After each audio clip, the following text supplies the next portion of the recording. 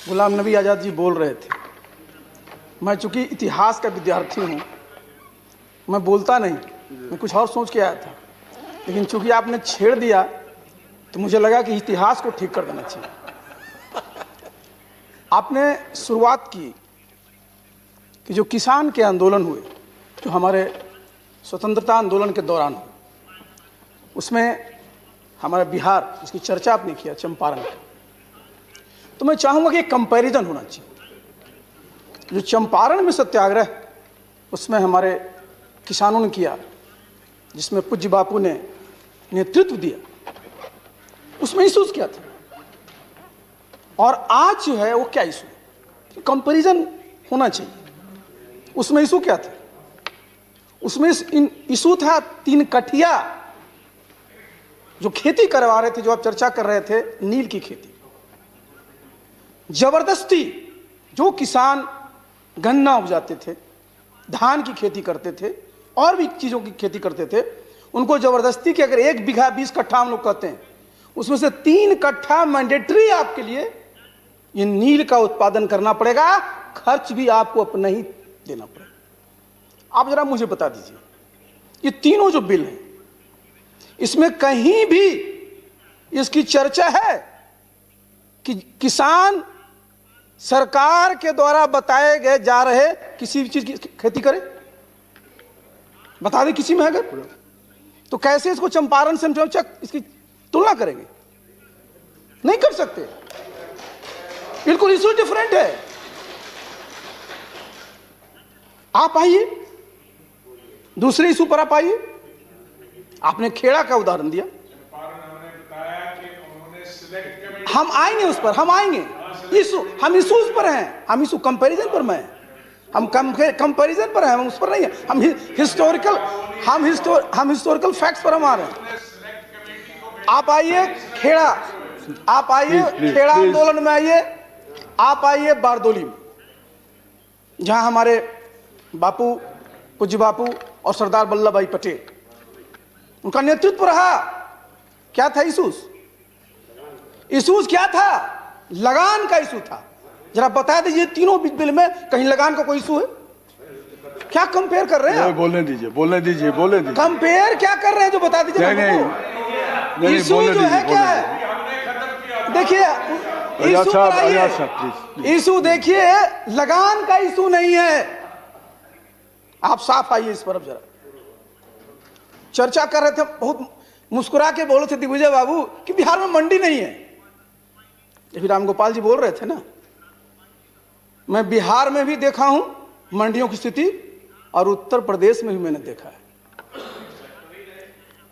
बिहार, उत्तर प्रदेश में मैं joint secretary appointment था, रामगोपाल जी जानते हैं। सबसे ज्यादा सिफारिशें किस पद के लिए आती थी? डिप्टी डायरेक्टर मंडी परिषद। क्यों आती थी? भ्रष्टाचार का वो बिल्कुल पूरा का पूरा वो अड्डा था।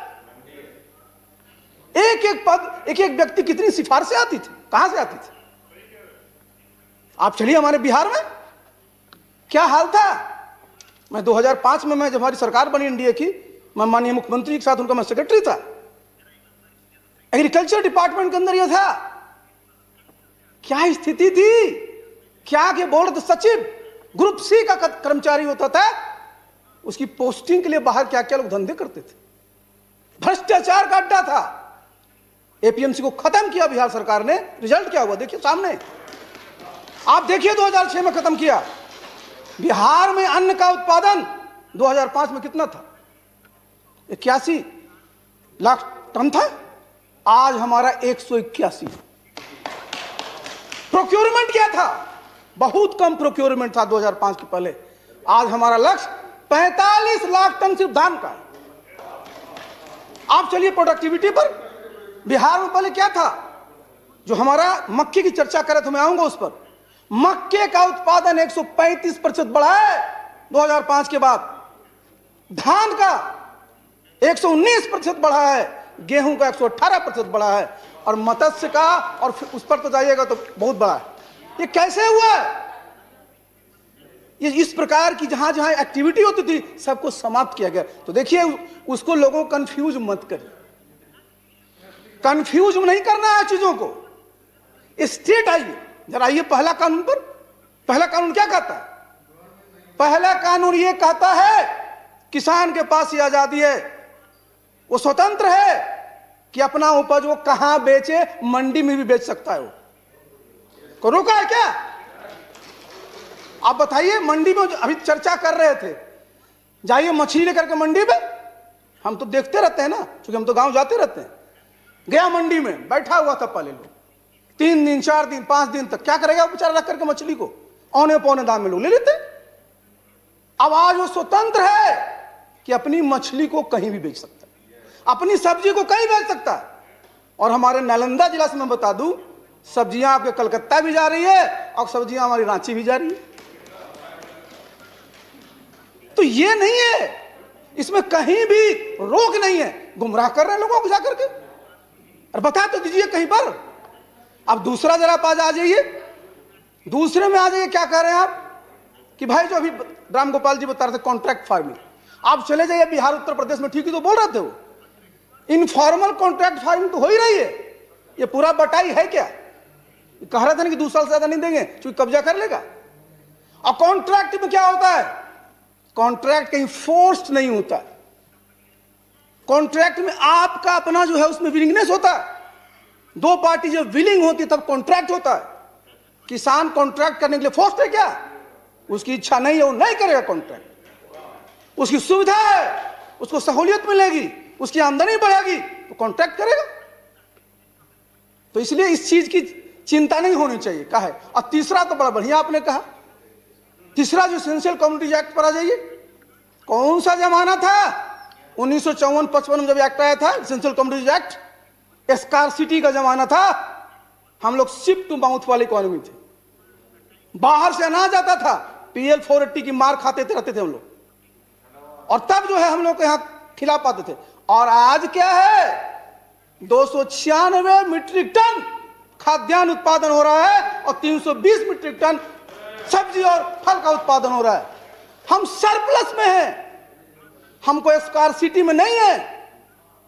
तो आज जो आप कहिएगा कि सर लोगों को छूट दी जा रही है, कितना रख लीजिए उतना रख लीजिए, क्यों? जरूरत है आपको। इस जो भय होता था 3/7 जो एसेंशियल कम्युनिटीज एक्ट का होता था, एक टेरर होता था इसका। Looking for a doctor near you? Get instant appointment confirmation with doctors. Download the free Practo app now.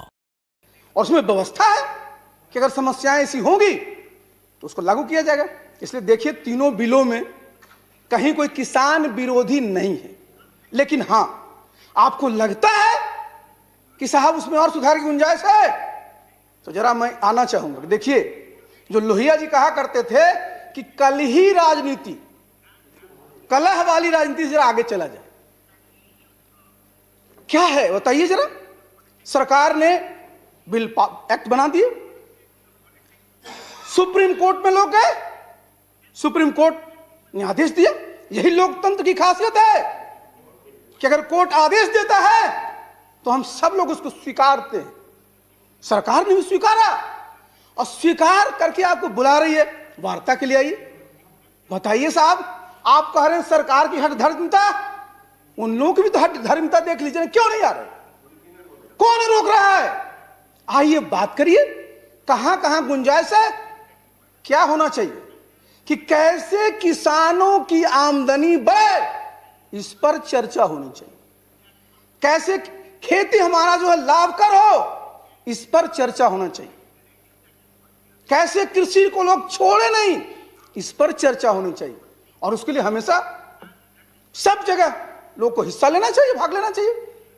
लेकिन मेरा अनुरोध होगा कि चूंकि हम लोगों का जो लोकतंत्र है इसकी जड़ें मजबूत हुई हैं, हमारा संसद ताकतवर है, हमारा न्यायपालिका ताकतवर है।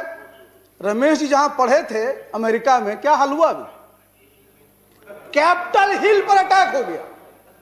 अगर एक प्रेसिडेंट हारता है, कहा अटैक करो, सीधे करता है कि नहीं? लेकिन हमारा उस अमेरिका जिसने 171 साल पहले हमसे आजादी पाया, आज उसका 245वां साल चल रहा है, हमारा तो अभी 75वें चलने वाला है। लेकिन हमारे यहां क्या होता है, जनता कोई निर्णय लेती है सब स्वीकार करते हैं। इमरजेंसी के बाद ही जनता पार्टी की सरकार बड़ी, लोग स्वीकार किया कि नहीं किया? बिहार में भी चुनाव हुए, स्वीकार किया कि नहीं स्वीकार किया? लेकिन आप देख लीजिए क्या होता है अमेरिका में। तो आज हमारी जो लोकतंत्र की जो जड़ें हैं वो मजबूत हो रही है, और लोकतंत्र में संपर्क और संवाद सबसे महत्वपूर्ण है, इसको खत्म नहीं होने देना चाहिए। इसलिए मेरा सबसे अनुरोध होगा कि जिनके जिनके संपर्क में लोग हैं उनसे संवाद स्थापित करिए, और समस्या का निदान कैसे हो, किसानों का जीवन कैसे खुशहाल हो, हमारा देश कैसे तरक्की करे, इस पर चर्चा होनी चाहिए। अपनी हठधर्मिता छोड़नी चाहिए, कल ही राजनीति छोड़नी चाहिए, हमको मिलजुल करके राजनीति करनी चाहिए। तो मुझे तो इस पर इतना ही कहना था। लेकिन एक और, गुलाम नबी साहब, आपने जो शुरुआत की थी उसके लिए मैं आपको बहुत बहुत धन्यवाद देता हूं। आपने जय जवान जय किसान